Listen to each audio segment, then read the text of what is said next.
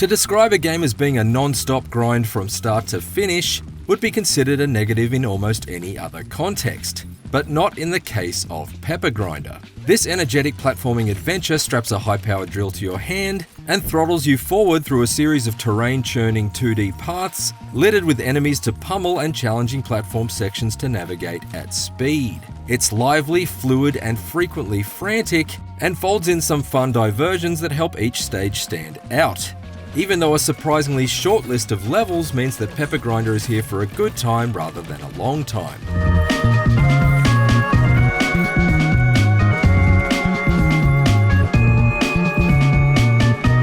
The setup is simple. A young girl named Pepper washes ashore on a mysterious island crawling with narwhal-like creatures known as the Gnarlings, gets unceremoniously dropped to the bottom of a cavern, straps on a power drill and gives it the grooviest of Bruce Campbell-like revs, before riding a wave of mutilation through the monster army, and gathering enough gemstones along the way to bedazzle a pair of Beyoncé's boots. From there, it never stops feeling great to steer the pint-sized Pepper through sand and soil like a gas-fueled groundhog before emerging at an enemy's feet to give them the spikiest of surprise attacks. Yet although it involves carving holes through rock and dirt with a runaway power drill, Pepper Grinder's momentum-based movement doesn't exactly break new ground. It actually feels highly reminiscent of Sega's Ecco the Dolphin, only with turf in place of surf, swapping out bodies of water for suspended chunks of earth to form the basis of an adventure that's less about landing precisely on the top of platforms than it is tunneling straight through them. Still, although it may effectively be an echo of an echo, Pepper Grinder successfully stands on its own thanks to the sheer variety of challenges to be found in its stages. In one, you might get a literal helping hand between platforms from a friendly giant, while in another you'll dive drill first into saltwater sections and tear through the underbelly of heavily armed gnarling attack boats in order to sink them.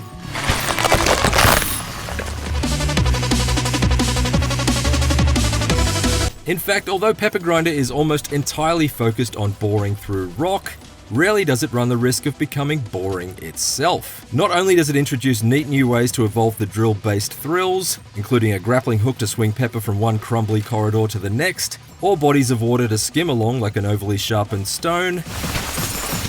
but it also occasionally drops in some heavier hardware to consistently change things up.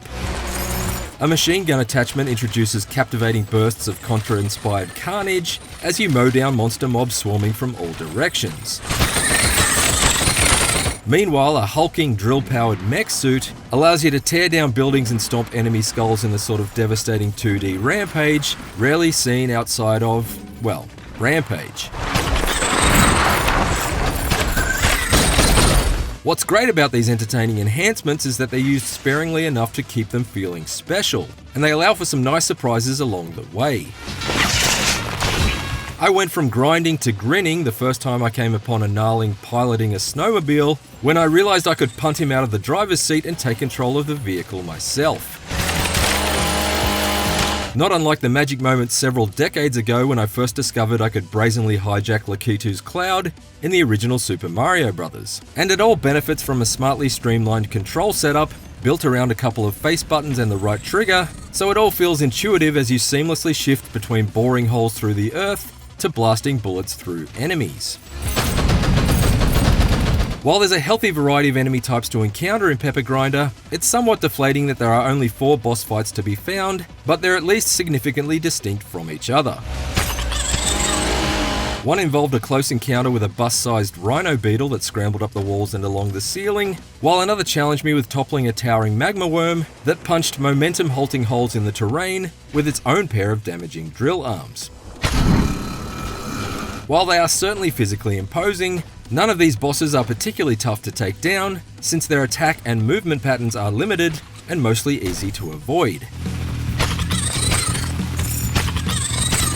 That is, with the exception of the final boss, whose wide area of effect strikes had me riding my luck just as much as Pepper's power drill, as I frequently surfed my way within a pixel's width of death. As a result, overcoming Pepper Grinder's hardened final hurdle left me feeling invigorated, as I watched the credits finally roll after multiple tension-filled attempts.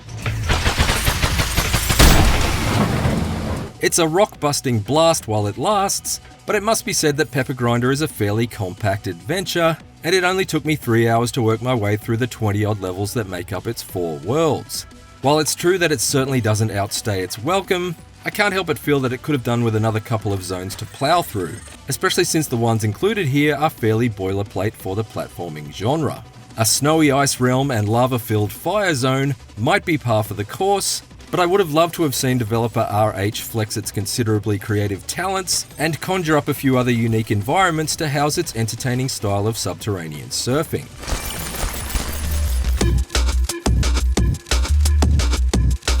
As far as replay potential goes, each stage contains 5 skull coins to collect, typically hidden behind false walls or at the end of particularly tricky platforming sections.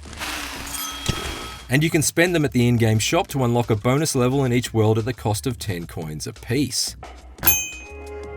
These levels are some of Pepper Grinder's most enjoyable, including a Donkey Kong Country-inspired cannon course that places the emphasis on precise timing as you bisect hovering hordes of enemies carrying spiky shields,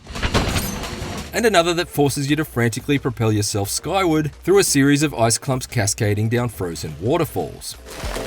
Outside of these 4 bonus levels though, there's little of note to spend your hard-earned gems and skull coins on. You can buy bog standard cosmetics like palette-swapped hair and clothing for Pepper, as well as character stickers and level landscapes that can be arranged in a fairly frivolous sticker book. Since I wasn't particularly interested in either, I ended up with pockets lined with unspent gems and little incentive to backtrack through stages in search of the skull coins I missed. However, the time attack mode unlocked after beating Pepper Grinder's campaign did manage to drag me back in for another hour or so, since its metal-based time challenges are surprisingly strict and demand pinpoint power drilling to earn, and getting into the supreme flow state required to pass them is when Pepper Grinder is at its most exhilarating.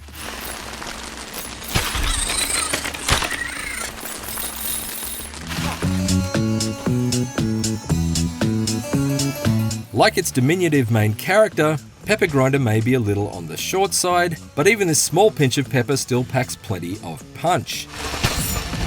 Plowing through platforms feels fantastic, no 2 levels ever seem the same, and there are some wonderfully destructive toys to discover and employ along the way. I do wish the boss fights outside of the final encounter were a bit more challenging, and the lack of anything meaningful to buy in the in-game store meant I didn't feel compelled to take too many return trips through each world to collect any missed currency and extend my playtime. But if you're in the mood for a short but sweet slice of propulsive platforming action of a kind rarely seen since Ecco the Dolphin's last adventure, Pepper Grinder is all driller and no filler. For more IGN reviews, check out our verdicts on Open Roads and South Park Snow Day, and for everything else, stick with IGN.